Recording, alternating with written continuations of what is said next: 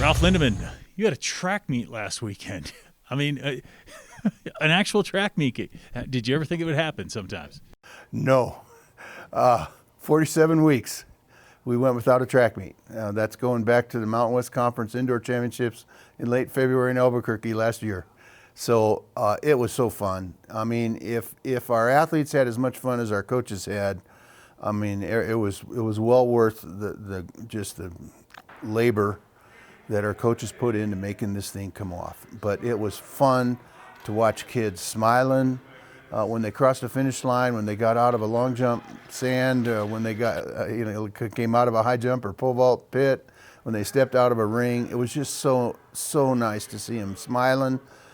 It's been a long haul, and it was so rewarding. And I will tell you, our staff put countless hours into making this thing work. With all the COVID restrictions and protocols and guidelines we had to follow. And I think our plan was good. It was executed well. We had great help from our events management people, from our sports medicine people. It was a team effort within AD without question. And, I told our staff and our team, we're in the crosshairs on this. We have to make this work. And we have to set an example for every team with our social distancing and our mask wear. And our kids did it, and they did it better than any visiting team. But coaches of every visiting team reached out to us, at the end of the meet or via email, a follow-up a day later or on Monday, and just said, we're so grateful to have had a track meet. And we think we've proved that we can do this, and we can do it safely, which is really the most important thing. And so we're going to do it again with 2 meets in late February, the third weekend in February, and then the last weekend in February. We've created this concept of a championship meet. We're calling it Championships at the Peak, kind of a play on the Mountain West, motto, yeah. And so at Championships at the Peak, and we've got commitments from 7 Mountain West schools. That are going to, some will bring partial teams, some will bring full teams, but 7 Mountain West schools of the 11.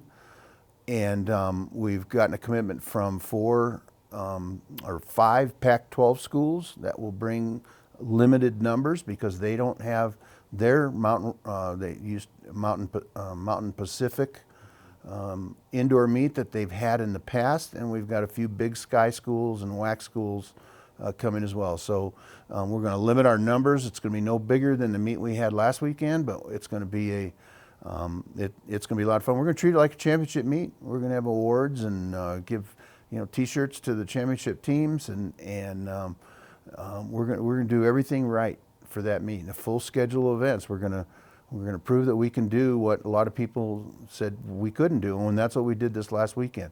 But having said all that, let's talk about some performances and what's coming up. So, yeah. Your men did a great job. Your men won. Yeah, our men won the meet. It's a little misleading. I'll be real honest. We piled up points in the 800 and the mile and the 3,000 because most teams don't want to race us.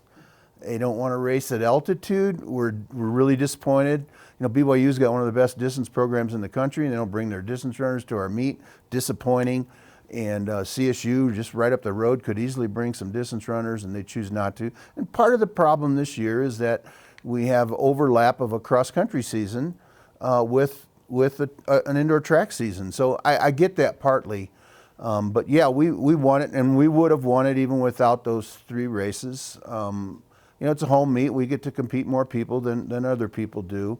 But we showed some glimpses of being a good team. I told our team at the end of the meet, in our team meeting, where we were socially distanced, and I have to speak with a microphone to 108 team members, 100 athletes, and 8 managers. And I had to speak with a microphone, and I said, we're not a good team yet. This is our first meet.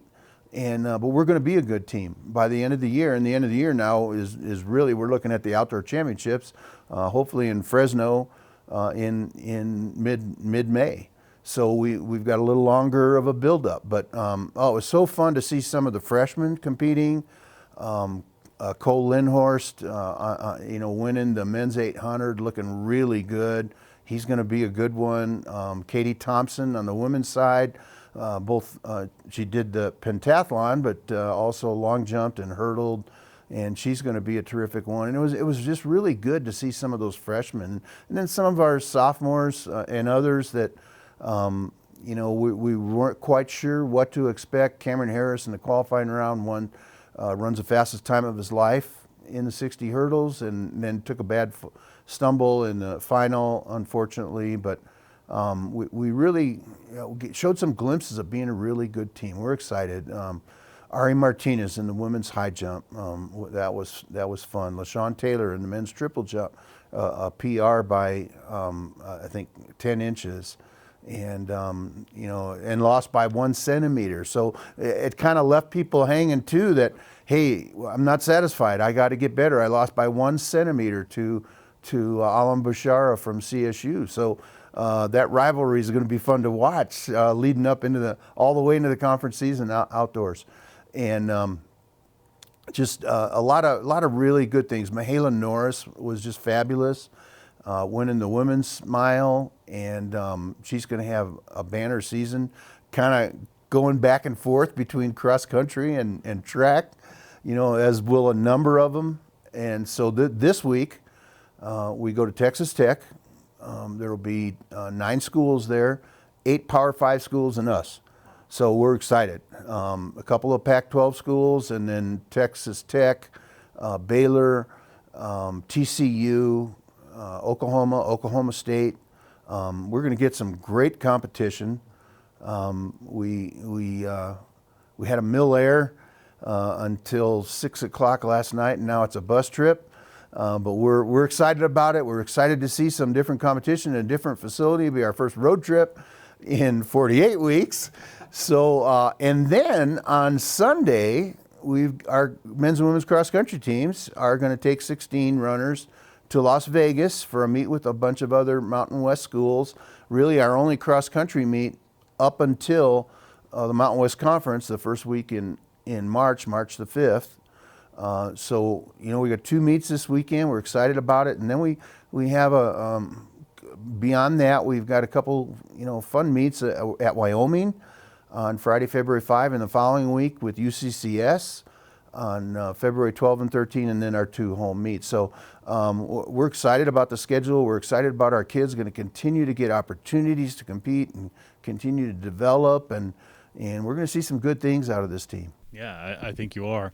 And I think you mentioned enough about the weekend, but let's go back and let's just talk. You seem to be a champion now for NCAA track. I mean, just the fact that you made this work. You're going to make this work now on the road this week and in the weeks ahead with these other meets at home. Do you feel like you're like raising a banner, so to speak, for track and just saying, we can do this, follow us? Let's do it? I do. And the number of schools that want to come here is an indication of that. Right now, there's only about 6 or 8 schools in the country hosting meets. Washington is hosting some triangular and quadrangular meets up in Seattle. There's no other Pac-12 team hosting any meets. There's no other Mountain West team hosting meets. There's no WAC team hosting meets. There's no Big Sky team hosting meets.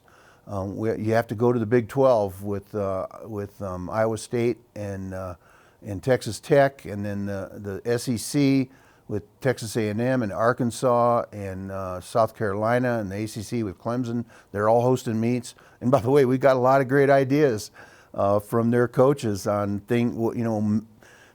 procedures to follow to keep our meets safe. So yeah, we're setting an example. We're showing people it can be done. We're showing conferences it can be done. And yeah, granted, we won't have a conference championship meet, but we're gonna.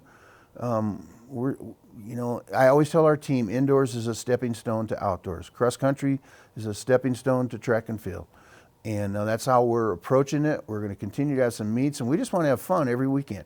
And different kids are going to compete on different weekends because we really need to keep our numbers down. And so we're going to Texas Tech this week with 30 athletes.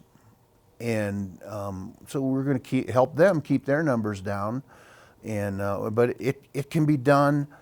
And outdoors it's going to be even better because we're outdoors. And so this was a real trial this past weekend, and we made it work, and we're proud of that. But we don't want to get so enamored with, hey, we're putting on meets and we're putting on meets for other teams. The most important thing is that we're giving cadet athletes an opportunity, and the 100 athletes on our team. And by the way, let me add this too, Brian. We've got a staff of managers, cadet managers, that are often underappreciated, and they did an amazing job in making our meet work last week. And our officials, Jim Murphy is our coordinator of officials, and he got just about every official that's been, officiating our meets for the past several years to make a commitment to come out and work long days, because the meet was 8 hours long on Friday and 8 hours long again on Saturday. And so those guys made it all work. It wasn't just a coaching staff. Yeah, that's awesome. Ralph, thanks for the time, and have fun going to Texas. Be safe. Good. We'll see you next week.